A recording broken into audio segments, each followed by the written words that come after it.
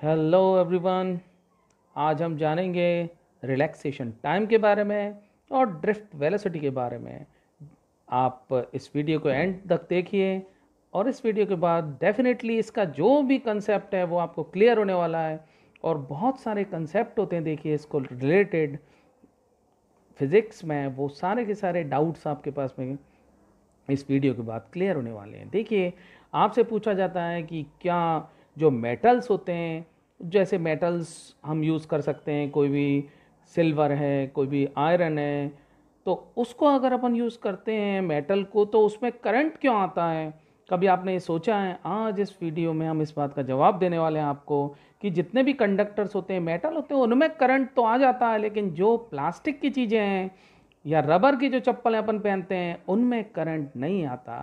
तो इस वीडियो को आप एंड तक देखिए और एंड तक देखने के बाद में आप इस चीज़ को जान जाएंगे बहुत अच्छी तरह से कि मेटल्स यानी कंडक्टर्स यानी चालक करंट क्यों अलाउ करते हैं। तो देखिए, हम स्टार्ट करते हैं और इसके अलावा इस वीडियो में आप जानने वाले हैं, देखिए, रिलैक्सेशन टाइम के बारे में और एक ड्रिफ्ट वेलोसिटी के बारे में। तो देखिए फटाफट, अब let me start this video. आप देखिए कि होता क्या है कि जैसे कंडक्टर अपन कोई ले लेते हैं, यानी कंडक्टर को, ये मैं पीस ले लेता हूँ, दिस इज कंडक्टर। आपके सामने कोई एक कंडक्टर बना लिया, जैसे अपन कोई लोहे का एक पीस ले सकते हैं, कॉपर का, कोई अपने घर में वायर होती है कॉपर की, तांबे की जो वायर होती है उसका एक छोटा पीस है, ये बड़ा करके अपन ने दिखाया। और सब कंडक्टर्स में आप जानते हैं, सब कंडक्टर्स जो बने होते हैं एटम के बने होते हैं, इसमें ये एटम मौजूद हैं।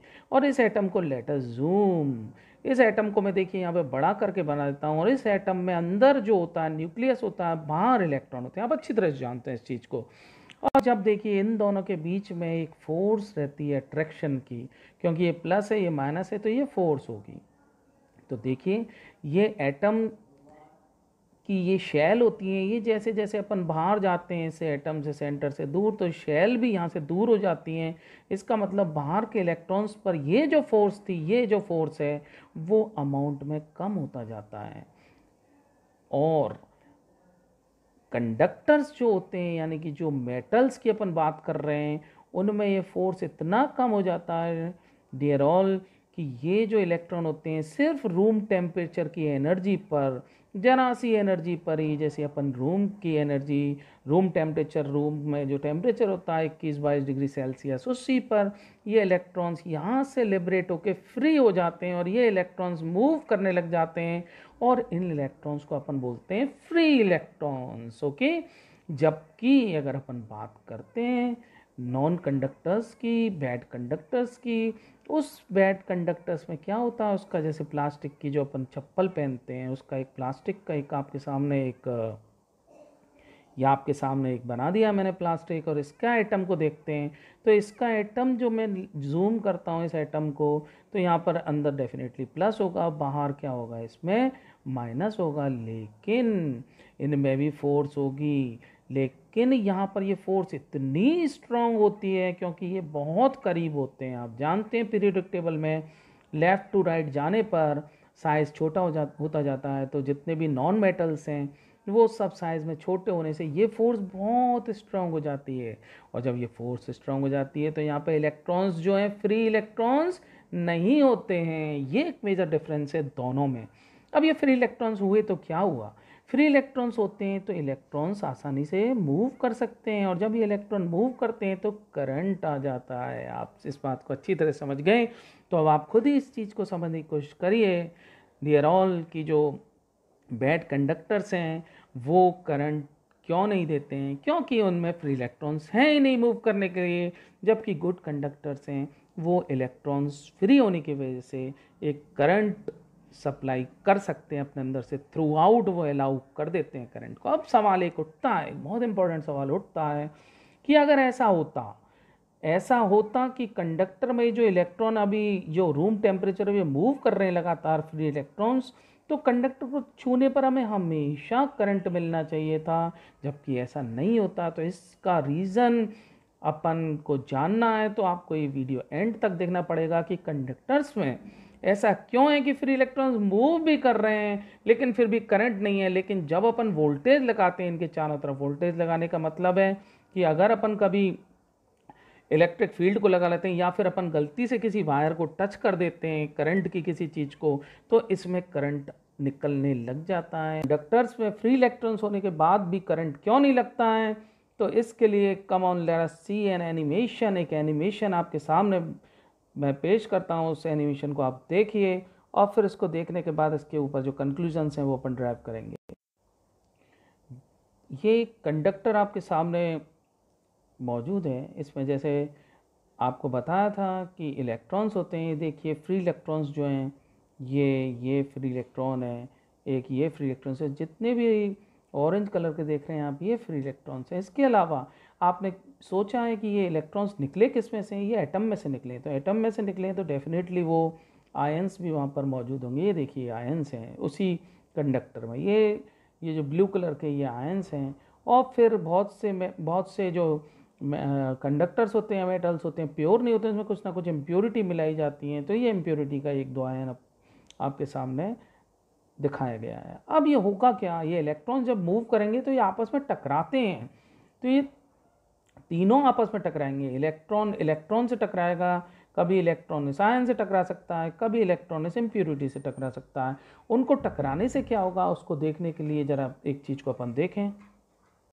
तो देखिए कि किस तरह से इनके कॉलिजन्स हो रहे हैं। लेट अस सी, ये देखिए इलेक्ट्रॉन ये टकरा रहे हैं, इलेक्ट्रॉन आपस में टकरा रहे हैं, इलेक्ट्रॉन का कॉलिजन आयन से हो रहा है, ब्लू से ऑरेंज टकरा रहे हैं, इलेक्ट्रॉन आयन। बेसिकली जो इसमें आपके सामने इलेक्ट्रॉन आयन का कॉलिजन ही इफेक्टिव होता है। अब इस कॉलिजन से हुआ क्या, देखिए ये रैंडम मूवमेंट हो गया, ये इलेक्ट्रॉन्स टकरा के इधर उधर भाग रहे हैं, कोई एक फिक्स डायरेक्शन नहीं है, कोई भी इलेक्ट्रॉन कहीं भी किधर भी जा सकता है। तो अपन किसी भी एक इलेक्ट्रॉन को देख लेते हैं, मान लीजिए इस इलेक्ट्रॉन को देखिए, ये टकराने के बाद कहीं भी जा सके, ये देखिए ऊपर मुड़ गया, ये फिर दोबारा वापस होके आ गया। तो ये जो ओवरऑल जो इलेक्ट्रॉन है, हम कोई एक डायरेक्शन नहीं दे सकते इनकी मूवमेंट की, इसलिए आपका इसका आंसर है जो इस मूवमेंट, ऐसे मोशन को अपन बोलते हैं रैंडम मोशन।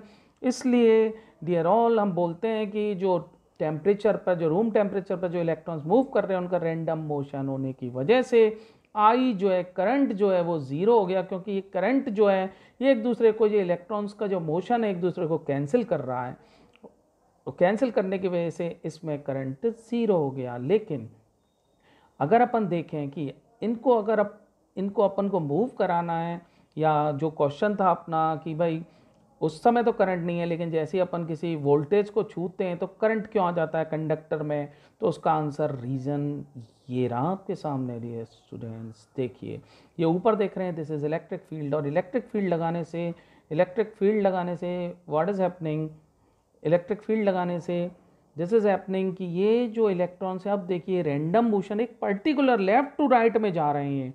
इलेक्ट्रॉन आप जानते हैं always move in opposite to electric field, electric field के हमेशा अपोजिट में इलेक्ट्रॉन्स मूव करते हैं। और ये देखिए सारे के सारे इलेक्ट्रॉन लेफ़्ट टू राइट चल दिए।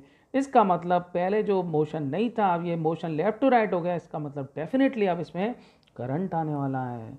तो इस कंडक्टर में ये करंट कब आया है, जब आपने इलेक्ट्रिक फील्ड लगा दी है। इलेक्ट्रिक फील्ड मीन्स आपने वोल्टेज लगा दी, वोल्टेज मीन्स आपने गलती से किसी अप्लायंस को छू दिया है, या फिर जो अपने प्लग होते हैं उनमें हमारी उंगली या हाथ टच हो गया और नीचे हमने कोई, हमारे साथ में कोई लोहे की कोई चीज़ या आयरन की या कॉपर की कोई चीज़ मौजूद है। अब देखिए रिलैक्सेशन टाइम क्या होता है, late us see this another slide. ये देखिए आपके सामने इलेक्ट्रॉन्स हैं, कुछ आयन्स हैं, इनके कॉलिजन होते हुए क्या होता है, लेट अस सी दिस। ये देखिए ये इलेक्ट्रॉन जो है दिस इज़ कोलाइडिंग, ये कॉलिजन हुआ और ये दूसरा कॉलिजन हुआ। तो ये जो बीच में आप एरो देख रहे हैं कॉलिजन के बाद, ये जो आप देख रहे हैं ये कॉलिजन से, इसको हम बोलते हैं दो सक्सेसिव कॉलिजन के बीच में जो पाथ ट्रेवल किया इलेक्ट्रॉन ने, उस पाथ को हम बोलते हैं फ्री पाथ। और जो उसमें जो समय लगता है उस समय को अपन एवरेज, सभी इलेक्ट्रॉन्स के जो समय लिया जाता है उसको अपन बोलते हैं रिलैक्सेशन टाइम। अब ये मैंने जो बात कही इसको ज़रा समझिए, इसको let us see this once more.